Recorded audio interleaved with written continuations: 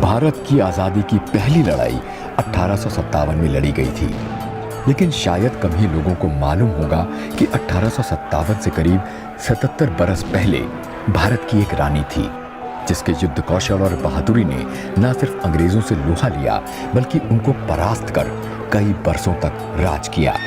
हम बात कर रहे हैं शिवगंगा की रानी वेलु नाचियार की, जिनको आज भी तमिलनाडु के लोग वीर मंगई या बहादुर रानी के नाम से जानते हैं। 3 जनवरी 1730 तमिलनाडु के रामनाथपुरम के राजा के घर एक सुंदर कन्या ने जन्म लिया। राजा और रानी ने प्यार से इस कन्या का नाम वेलु रखा। बचपन से ही वेलु न सिर्फ अस्त्र शस्त्र चलाने में निपुण थीं, बल्कि इन्हें घुड़सवारी, तीरंदाजी और बिना हथियारों के युद्ध में भी महारत हासिल थी। वेलु अपनी मातृभाषा के साथ अंग्रेजी, फ्रेंच और उर्दू में भी पारंगत थीं। 16 बरस की आयु होते होते वेलु के लिए सुयोग्य वर की खोज शुरू हुई।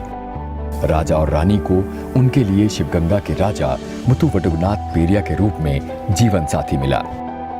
करीब 20 बरसों तक रानी वेलु और राजा पेरिया ने शिवगंगा पर राज किया। इसी बीच वेलु ने एक सुंदर कन्या विलच्ची को भी जन्म दिया, लेकिन खुशियों के ये पल ज्यादा दिन नहीं चल सके।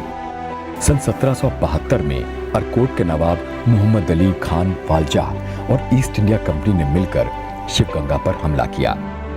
भीषण युद्ध चला और राजा की हार हुई। रानी वेलु से पति और शिवगंगा दोनों छिन गए। उन्हें अपनी दुधमुही बच्ची की जान बचाने के लिए जंगलों में भागना पड़ा। रानी वेलु को संरक्षण मिला डिंडीगुल के विरुच्ची में, जहां इन्होंने गोपाला नायकर के संरक्षण में करीब 8 बरस बिताए। इतने दिन रानी अपनी शक्ति को बढ़ाने में लगी रहीं। इस बीच इनकी मुलाकात टीपू सुल्तान के पिता और मैसूर के सुल्तान हैदर अली से हुई। कहते हैं रानी वेलु ने उनसे शुद्ध उर्दू में बात की थी, जिससे प्रभावित होकर हैदर अली ने न सिर्फ इनकी मदद की, बल्कि इनको अपनी बेटी की तरह माना। इस तरह अब वेलु के पास न सिर्फ एक मजबूत साथी था, बल्कि मर्दू भाइयों और उदियाल जैसे शक्तिशाली सिपाहसालार भी।